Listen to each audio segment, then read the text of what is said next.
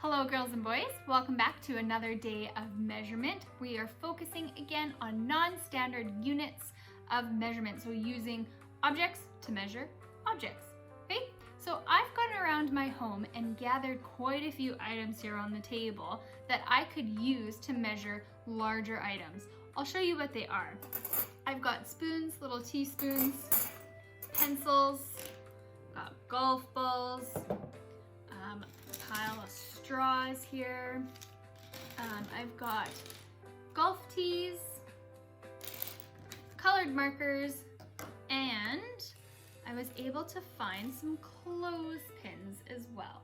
Okay, so very important when I was looking for these objects that I'm going to use as my measurement tool, that non-standard unit measurement, to measure larger objects, they need to be all the same size. So when I was looking for my spoons, they are teaspoons, and I know they're the exact same because they are the same teaspoon. They come from a set, so they are the exact same length to be able to measure.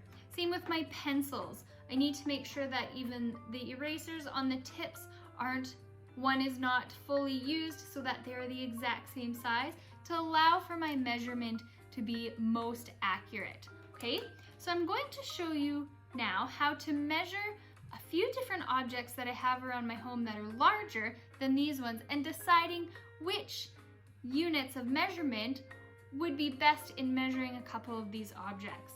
The objects that I have are a water bottle, I've got a book, and one bigger item I have here is a picture frame.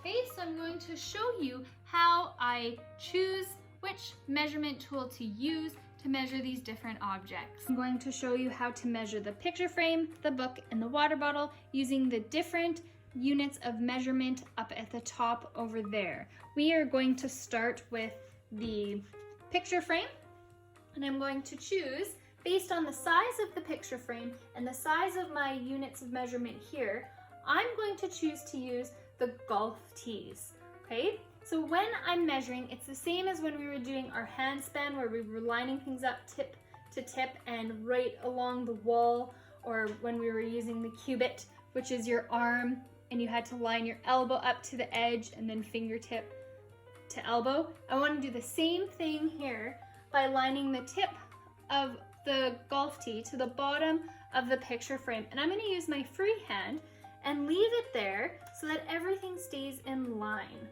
Okay, and then I'm going to add, slowly, I'm not going to rush too much, the rest of the tees to help determine how many golf tees long is this picture frame.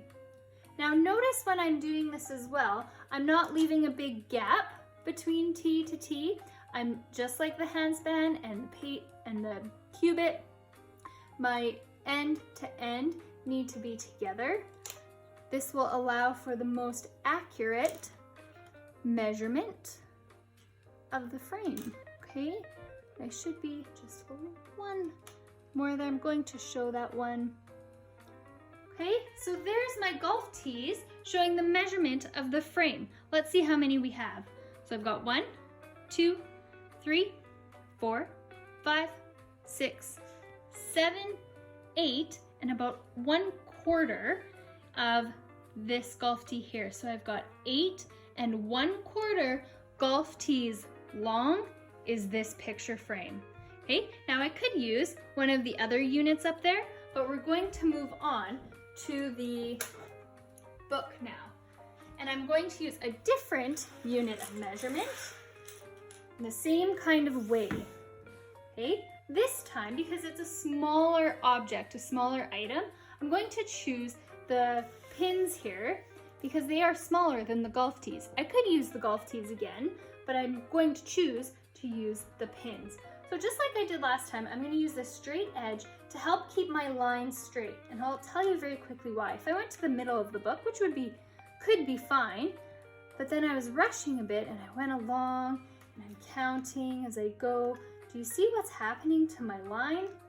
It's not straight, is it? So I'm not going to get the most accurate measurement using the pins.